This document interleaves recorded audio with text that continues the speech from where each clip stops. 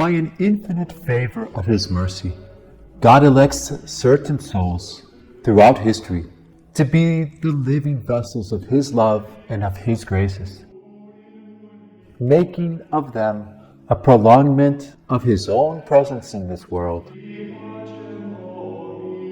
One such chosen soul was Lucilia Corrêa de Oliveira, whose earthly days, spent in the tranquility of the home, were marked by the torrents of affection flowing from the heart of Jesus.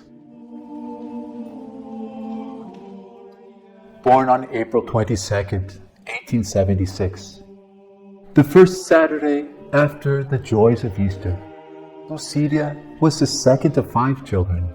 Her parents, Dr. Antonio Ribeiro dos Santos and Dona Gabriela Rodrigues dos Santos, both descended from old families of the aristocracy of São Paulo.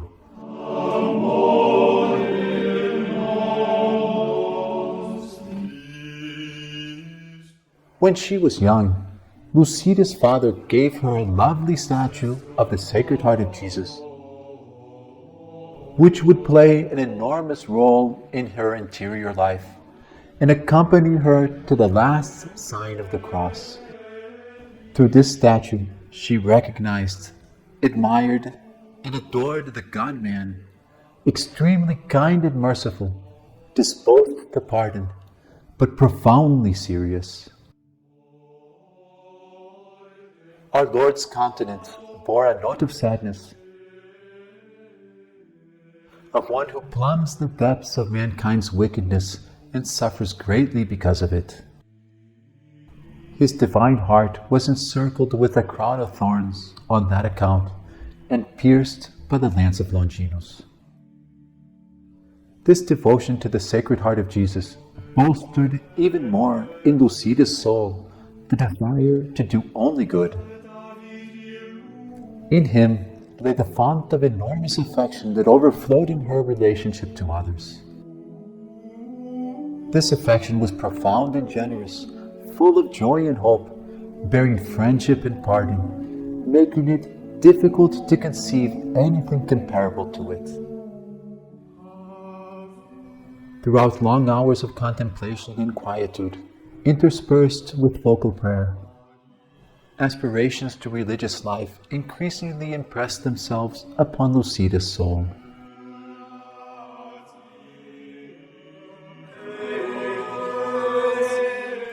Yet her determination to fulfill the will of God, cost what it may, held even greater sway than this virtuous propensity. And she was certain that God's will often manifested itself through the counsels and orders of her dear father. Thus, heeding his wishes, she was wedded to João Paulo de Oliveira, a descendant of an illustrious family of the state of Pernambuco.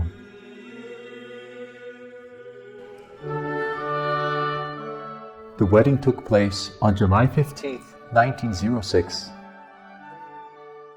when Dona Lucilia was 30 years of age. On the previous day, she received her first Holy Communion in the company of her fiancé. The Lord blessed their home with 2 children, Rosenda, born in 1907, and Plínio, who came into the world in 1908. From that point onward, the life of this mother would be inextricably bonded to that of her 2 children.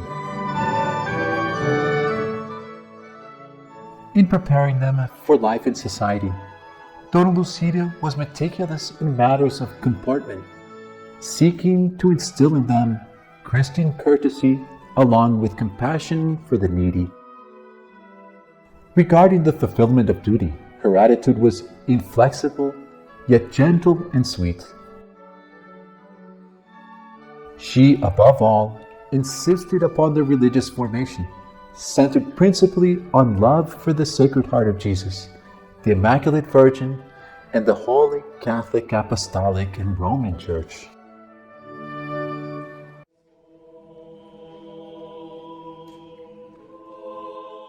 Countless were the sufferings, trials, and afflictions that transfixed the soul of this noble lady, oftentimes stemming from the battles that her son waged in defense of the Holy Church.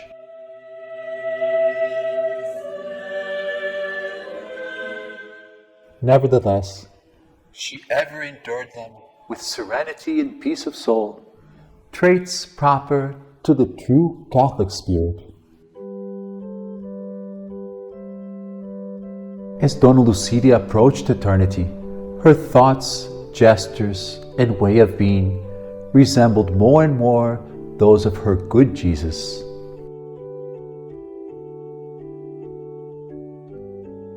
In a certain way, she had become a prolongment of God's sweet and ineffable presence on earth.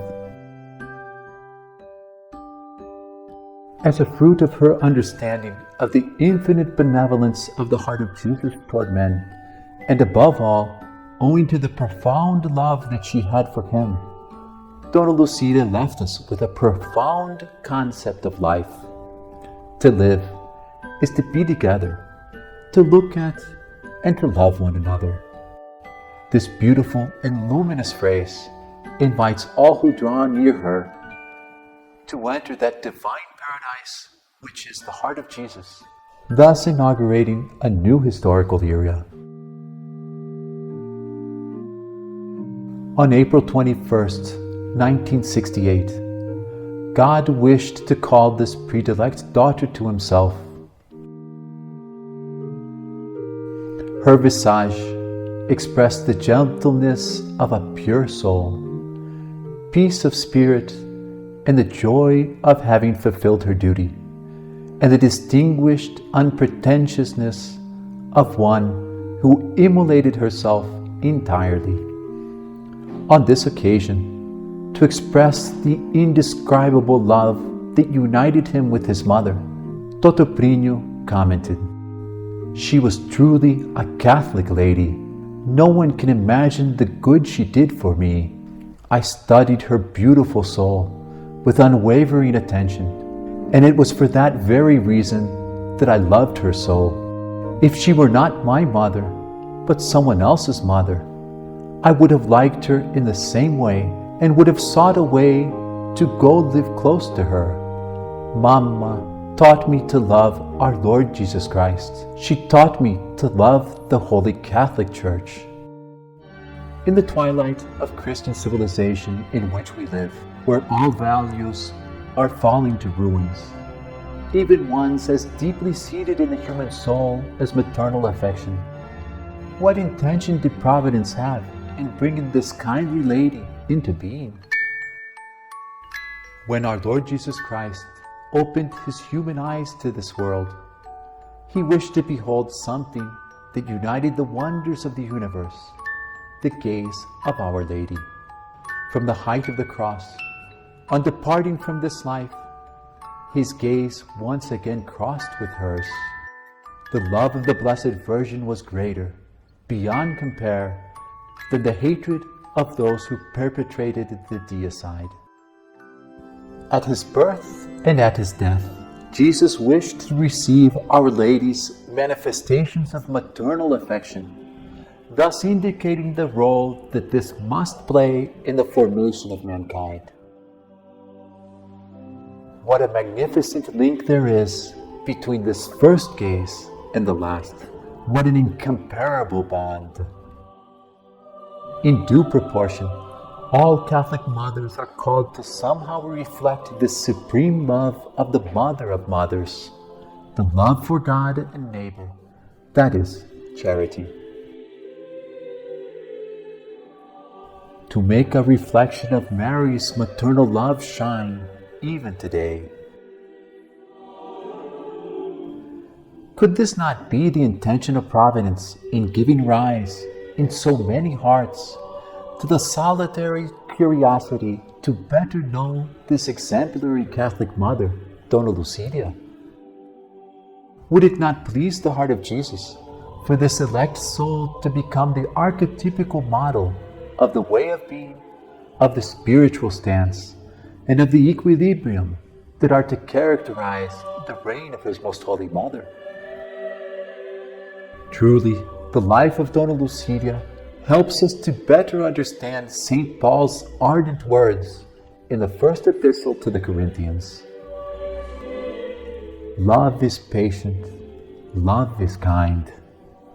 Love is not envious or boastful or arrogant or rude.